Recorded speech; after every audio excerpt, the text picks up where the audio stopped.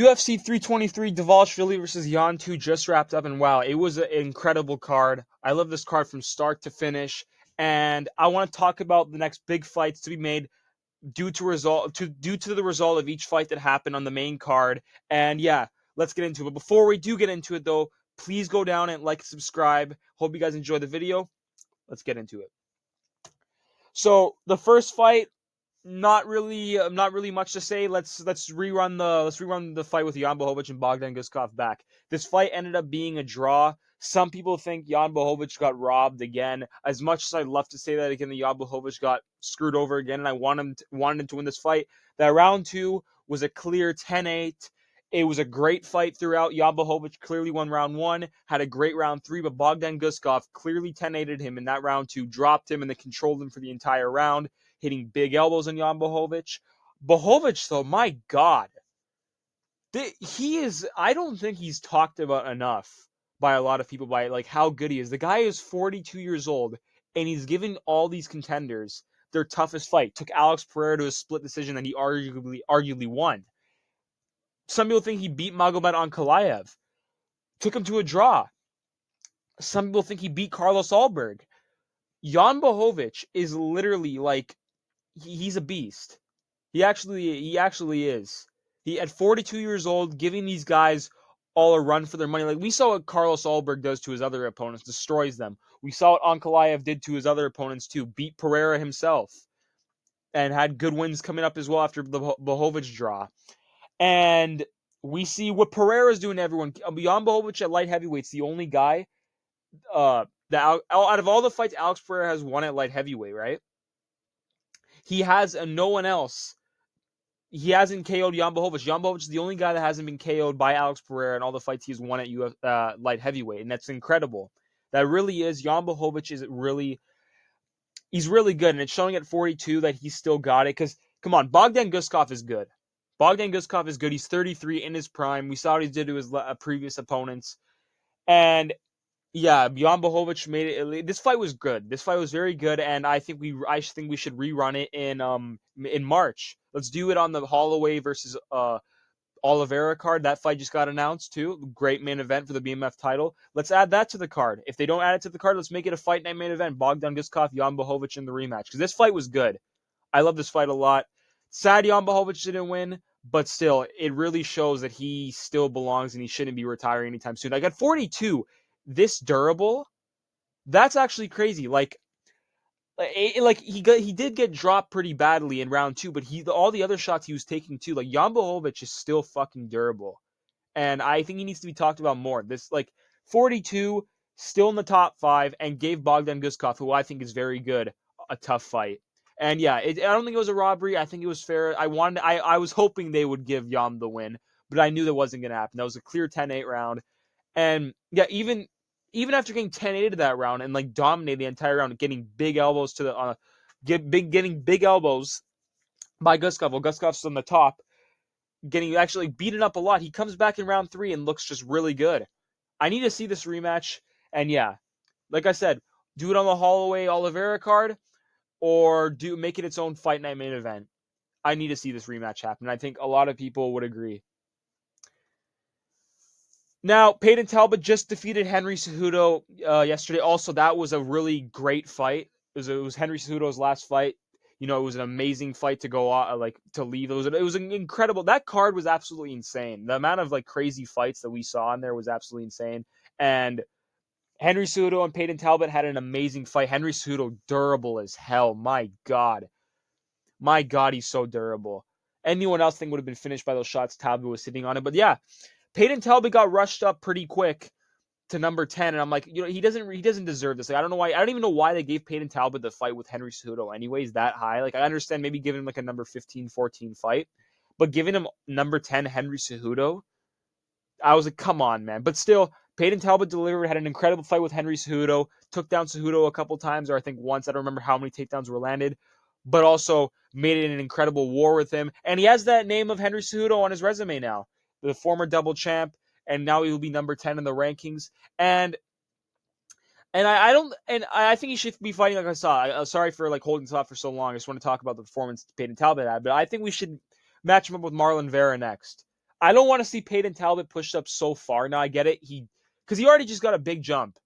That undeserved, in my opinion. He shouldn't have gotten the number 10 guy, but still, he made an incredible play with Henry Cejudo. Great performance by Peyton Talbot. I thought he was going to lose the fight. I thought Henry Cejudo, because Peyton Talbot's takedown defense, in just I didn't think it'd get better in just a span of 11 months. He was getting out wrestled horribly by Harney Barcelos, but he that's why I thought Henry Cejudo was going to win this fight. I didn't think he was going to improve that much on the takedown defense. When you're going from Ronnie Barcelos to Henry Cejudo, that's a huge jump in grappling competition. I thought Cejudo was just gonna dominate Talbot when it came to the grappling, but no, Talbot showed really good takedown defense. I think he did get taken down once at the end of round 3, middle round 3, I don't remember, but it was a great fight. And still, I don't want him to be jumped up that high. Let's put him up against Marlon Vera.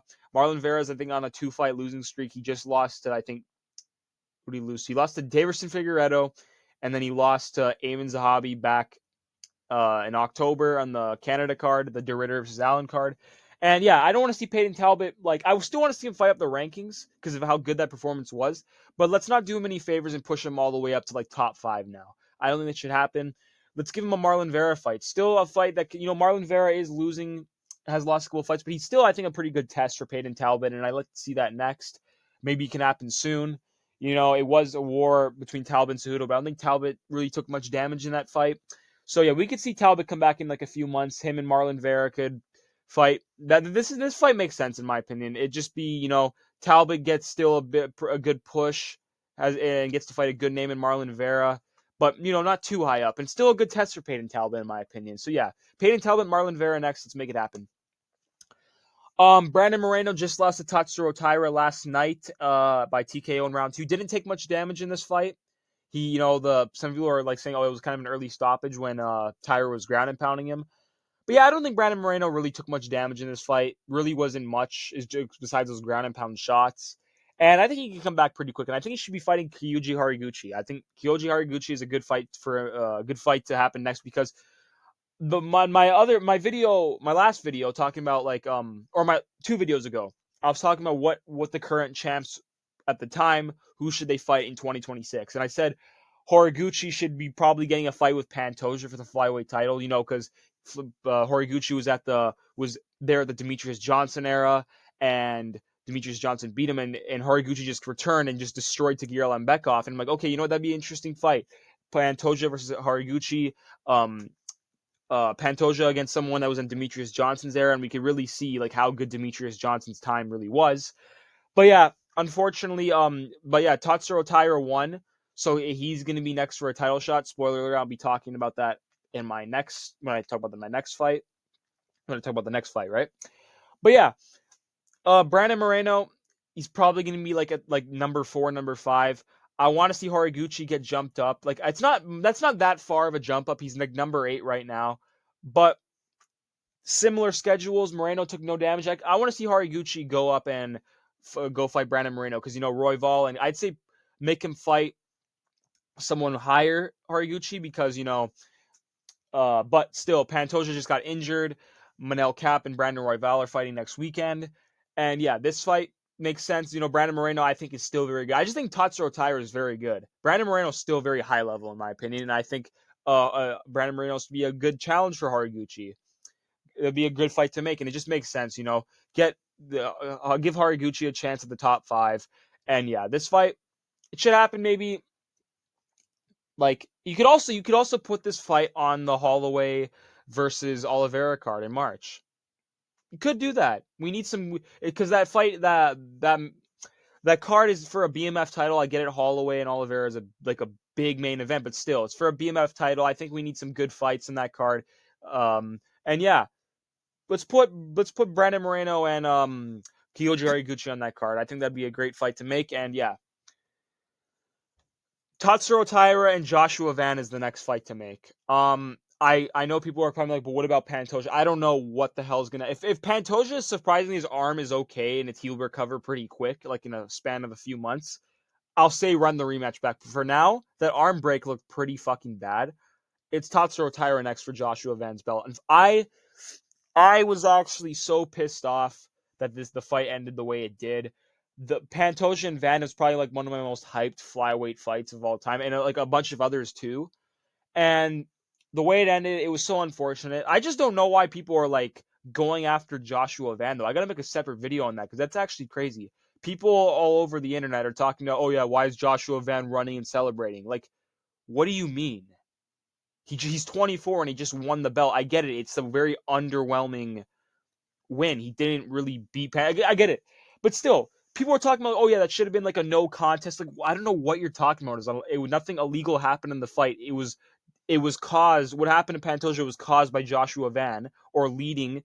What happened to Pantoja was led because of what Joshua Van did, because he caught the head kick of Pantoja and then threw him down, and Pantoja landed wrong in his arm and he broke his arm. But yeah, it's not like an Aljo situation where like he was like, he was crying like because he got kneed in the head and then he got the belt. Like, I could see if Van should have been pissed off if something like that happened and he got the belt like that. That's reasonable.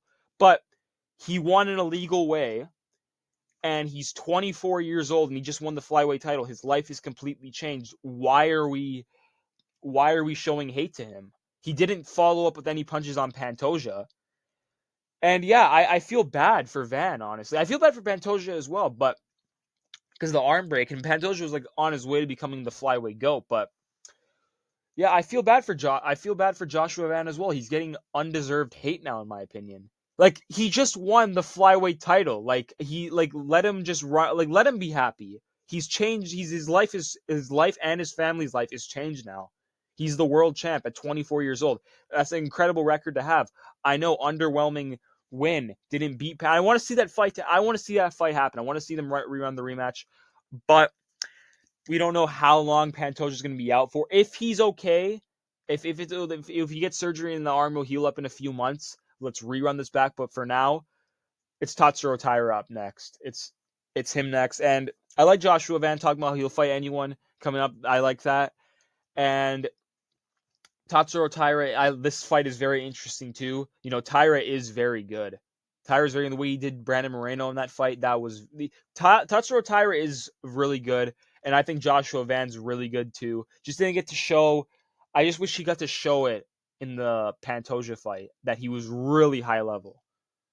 It was gonna be a scrap too. That really pissed me off. Shit.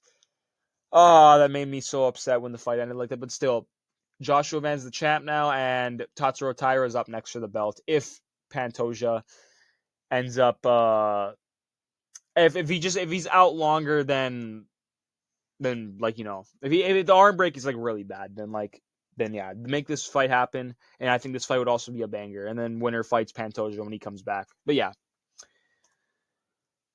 Merab Dvalishvili versus Peter Yan. Let's run the trilogy. This fight I think needs a trilogy. The first fight, dominant win by Merab. Second fight, fight of the night. I wouldn't say it was domination like people were saying how Jan did to him. I thought it was a good back and forth fight, but Jan clearly did get the better in Merab. The body shots were crazy. The takedown defense was amazing, taking down Merab. Jan, I need before like I understand I made like 2 videos talking about how Merab would like go through Peter Yan with ease. And at the time, it wasn't really a bad take. A lot of people were thinking that too. A lot of people were. Because I thought Merab, he's gotten so much better when it comes to the striking and the wrestling. And he did. He did. It's not a bad thing to say. He really did. It's more than just his cardio now. And I thought he was going to walk through Jan in this rematch. Like, maybe not like walk through him, but like a 3-2 decision, 4-1 decision. Because in the O'Malley rematch, he just looked even better.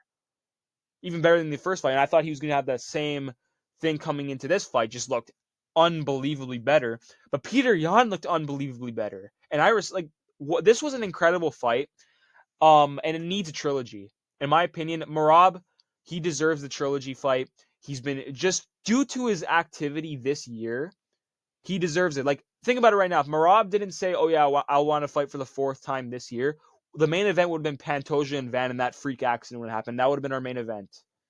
But other than that, though, Merab still, there would be no other main event for this card but Pantoja and Van, and he said, let me fight Peter Yan in December. And it was his 4th fight of the year. It's sad that Merab lost it. I know I was talking about him destroying Peter Yan and like dominating him, but still, great for Peter Yan becoming two-time bantamweight champ now. Incredible performance by him. Merab also great performance by Merab. I think his performance is a bit underrated, even though he was failing a bunch of takedowns. But still, he was hitting good shots to Yan in the feet. He was doing very good in this fight. I think a very underrated performance by Merab as well. But we were just, I think people are like not really looking at that because we're like thinking like, oh my God, Peter Yan drastically improved. That's why we're not really looking at Merab's side of the performance. I wouldn't really call it an insane domination, but it was a great back and forth fight. Peter Yan absolutely he got better. He knew the improvements to make in this Merab fight. The takedown defense, I think it was like he defended 24 out of 26. Unbelievable takedown defense. And the body shots by Peter Yan. Oh my God. How did Merab not get finished? Man, these guys, this is what, I love this fight. I love this fight so much. It was an amazing fight. I'm glad it got fight of the night. It was a war. It was an amazing fight. It was a war, and it was just so high level. It was very high level, and even though Merab did lose, and I did want him to win this fight, and I did think he was gonna win. I think him losing in the way this fight did, at least it wasn't like a boring shit performance by both of them. It was an amazing fight, and I think we still need to run a trilogy because this wasn't like an Alex Pereira Magomed Ankalaev situation where Ankalaev barely beat because Ankalaev like close fight with Pereira in the first fight, beat Pereira, and then Pereira comes back and KOs him in 1 minute. No, Merab dominated him in the first fight. The second fight was a brawl fight of the night, high level fight. Peter Yan wins it back. Merab did so much for the UFC this year by being so active and fighting all the deserving contenders. Let's make it happen. Their trilogy. I know Umar, like, oh, Umar Nurmagomedov, he should be next. No, he does not. Merab easily gets the shot next again due to how great this fight was and already having to win against Peter Yan. And Umar Nurmagomedov, this is what we can do now. We can do the winner of Sean O'Malley and Song Yadong versus the winner of Umar Nurmagomedov and Diverson Figueiredo. We do both those guys. We grab from the winner of each of those fights will fight each other, and then the winner will fight the winner of Peter Yan and Merab in their trilogy fight. I think that should be the next. Because if Merab doesn't get the rematch, I think that's just bullshit. He deserves it. Had a great fight with Peter Yan. Already has a win over him. Incredible activity by Merab. And I still respect Merab a lot. Sad he lost his 14-fight win streak. But still, I think he's still a bantamweight GOAT. But yeah, this was a great fight. I loved it. Great way to last pay-per-view of the year. Great way to end it off. This card was amazing from top to bottom. And yeah. But anyways, guys, hope you guys enjoyed the video. Please like and subscribe. See you guys in the next one. And peace out.